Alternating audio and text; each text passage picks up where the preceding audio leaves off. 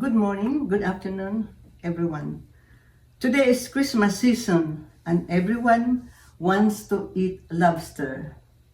Lobster are very expensive, especially if you go out in the restaurant.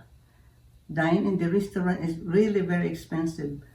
So what we are going to do, what you have to, is just buy the raw, fresh lobster and cook it home. Today I'm going to show you how to cook easy and quickly. In the beginning, we have this. We have the lobster.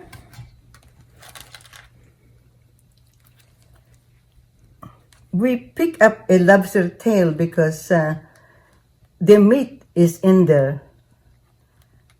Okay, and also we have some garnish after this. After we're done, we have this melted butter and we have these onions, bay leaf, and black pepper, and lemon. This is for the steamer part. Now, we go back to the lobster tail. See, first we have to clean and cut this part. It's like the legs or the swimming things. But we want to make sure that lobster is not frozen.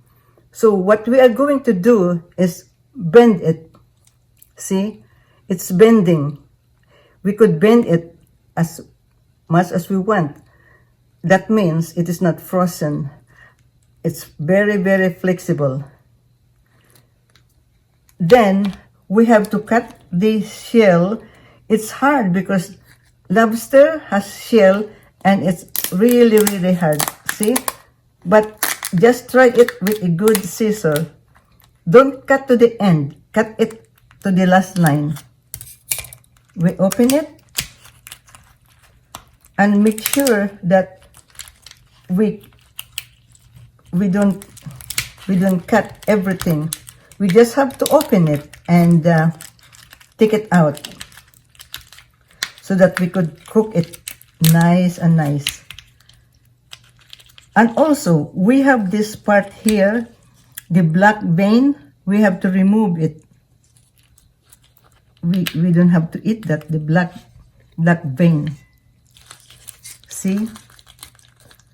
It's nice.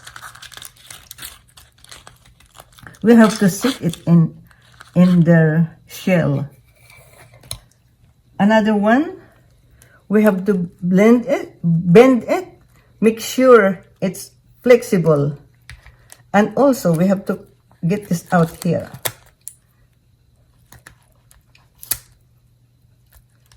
See, lobster, when it is raw, when it's not cooked, you could see the color, it's dark. It's a black color, but when it's cooked, this will change to a red color. Now, we have to start here, cut. Oh. This is the hardest part of process because, you know, we have to be careful we don't cut our finger. Then we open.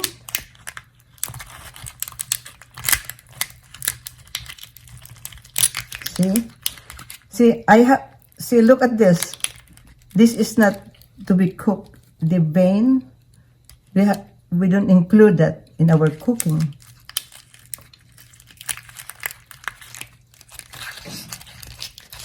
Oh. See? There you are. We have to sit it in their own shells. And then we have to move to our cooking place.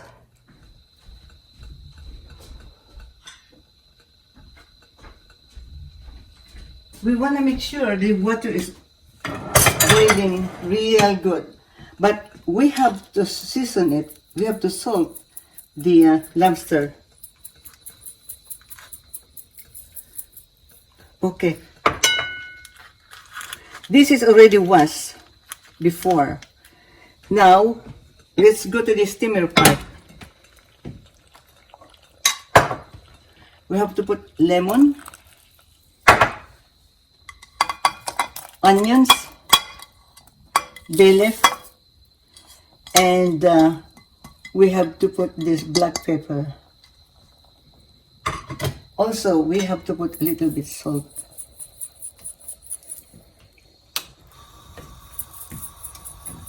See?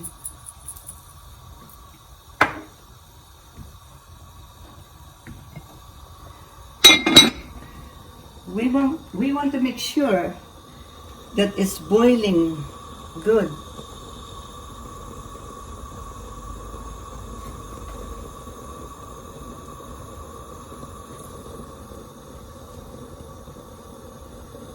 Okay.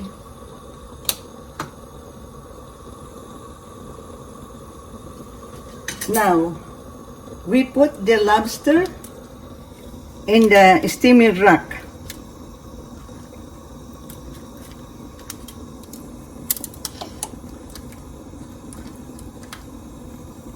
Okay. When it's boiling, that is the time we have to put the steaming rack in there. Cover it. And we have to time it for 8 minutes.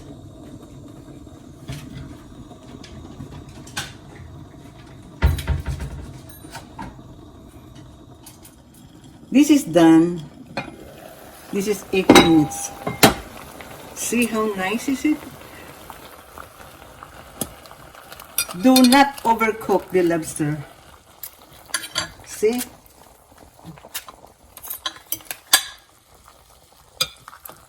See how nice?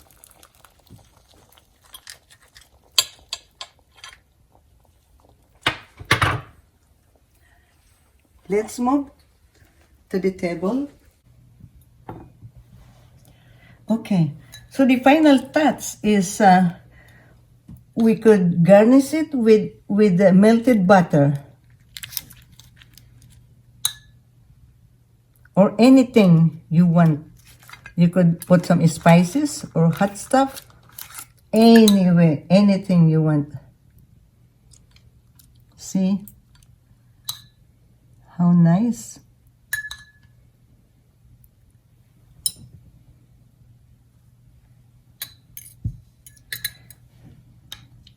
So, by cooking lobster at home, instead of buying it in the restaurant, you could save money and you could eat as much as you want.